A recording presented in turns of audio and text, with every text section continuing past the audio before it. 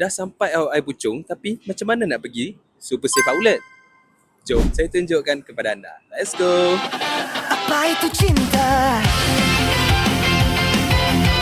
Setelah korang masuk South Entrance A, korang akan nampak South Court. Dari South Court tu korang pandang je ke kiri, lepas tu korang akan nampak eskalator. Dari eskalator tu korang naik saja ke tingkat 3.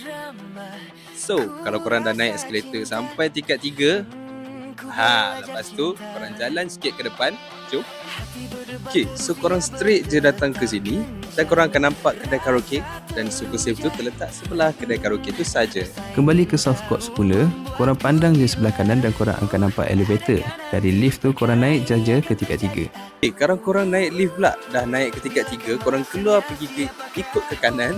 Okay, lepas tu senang saja korang akan terus jumpa Super Safe store dekat situ. Sekarang anda dah sampai outlet Super Safe di IOI Puchong Mall. Itu je cara dia untuk korang sampai ke sini. Mudah saja. Korang kalau nak lawat, korang boleh lawati ke IOI Puchong Mall store ataupun outlet-outlet yang lain. Just wait saja outlet berdekatan korang.